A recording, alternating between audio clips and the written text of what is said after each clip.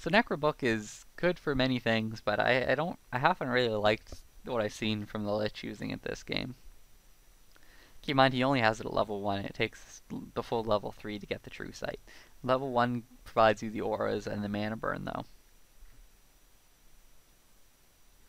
So Morphling is just sort of annoying this tower with...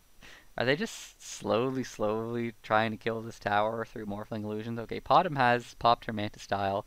The Lich has popped his ultimate, which has picked off the Sven before he can BKB. The Witch Doctor is going down. The Potom is leaping away. The Rashta is in a lot of trouble. The Earthshaker's in the middle of it all. He was a bit late to the party. He couldn't really do much. The Rashta is dead. The Earthshaker is dead. The Potom is still alive, but the rest of her team is dead, and none of them have enough gold to buy back, so... That is the game, I believe. But we'll see. I mean, they're picking off these wards and back. This Lich is at very low health. This Windrunner has a sheep stick, and down goes the Potom. And Windrunner is the only one who's actually sticking around to hit towers. Now the creeps are here to tank the tower for them, so they can push the tower. La-di-da-di-da. They have 7 more seconds until the Sven comes back. The Potom actually bought back, which is, I guess, necessary, but not going to help her any. She still needs to wait a few more seconds for her teammates, or else she'll just die again.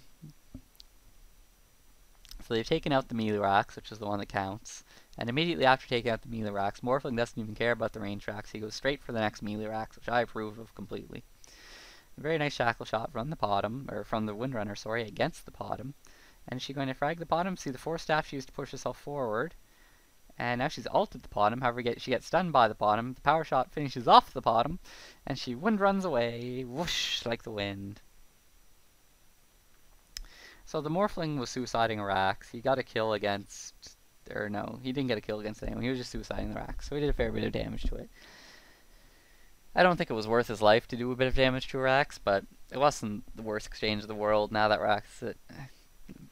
Strong wind could knock it over. The Crystal Maiden's going to die, but Sentinel is in a very handy position to win this game now. Earthshaker finally hit level 16 for the last level of his ultimate, which is always convenient, but Necrolite picked up the Planeswalker's Cloak to give him some magic resistance to help against the Earthshaker. Just the Earthshaker, really. There's a bit more, but it really helps against an Earthshaker. Ilaria has an Orchid. Ooh, she's very farmed. She's not that farmed. It's mainly her hero kills and her tower kills are what have contributed to all her gold. She's both an Orchid and a sheep stick, so she is very deadly. The Lich has himself... Oh, he got up to the level 3 Necrobook now, so that provides the true sight. So that's very handy. The Crystal Veins treads a wand and wards and dust. And the Morphling won a sheep stick too. That's a bit unusual. I'm not sure what prompted him to opt for a sheep stick instead of a more conventional item, but he has himself a sheep stick that he just finished right this moment. So it's a lot of disabling power. The Sentinel team has 3 sheep sticks. Quite a bit. Whereas Scourge don't have much. They have a Manta on their Potom. The Rashta has an alt stick and an Ogre Axe for, I guess, a BKB or just for the life in the meantime. The Sven got himself a BKB, but he never got a Blink Dagger. And I better look at this fight in the middle because... Okay, so the sheep sticks are permanently sheeping the Sven, who's toast. Sven is really wishing that this was like a World of Warcraft instead, and there was like a diminishing return on these sheep sticks, so the second one only sheeped you for half as long or something like that. But alas, no diminishing return in Dota, you just get permanent disabled. And there is a stun from the Earthshaker, just to be annoying. This sentry guy, we'll see how much damage it does. It did half kill Potom approximately. The blue one, I think that's the one with... Sometimes I get them mixed up which one has what, but the blue one has the thing where if you kill it, you take a whole bunch of damage. I think it's also the one that has the true sight. And the other one, I don't know. So there's an ultimate from the Lich, which hits the Rashta and ends at the Rashta, but no great loss there. The Necrolite is just more or less invincible. Thinks he's invincible at least. The Rashta's not so invincible.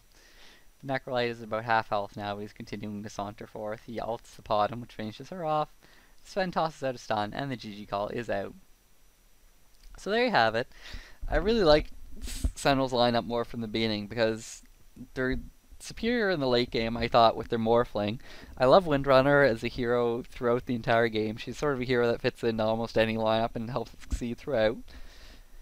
They have the Lich to sort of make up for the Morphling has a bit of a weakness in team fights early. Morphling's not the best hero when it comes to earlier team fights, whereas Lich really shines in that regard. So I think Lich really helps support the Morphling's earlier weakness and helps ensure that they can survive an early game to let the Morphling get the farm. And Necrolite is just a great hero to have, especially with a hero like Ilaria, who can be a bit squishier. His ability to provide so many heals for it can really be a great value to, I think, Ilaria. Whereas the Sentinel, the Scourge team really, they desperately needed their Earthshaker to get Blink Dagger a lot sooner than he did, and they needed their Bomb to get a lot more farm, and that is a Dotacast by Keith APC. Thank you for watching, have a nice day.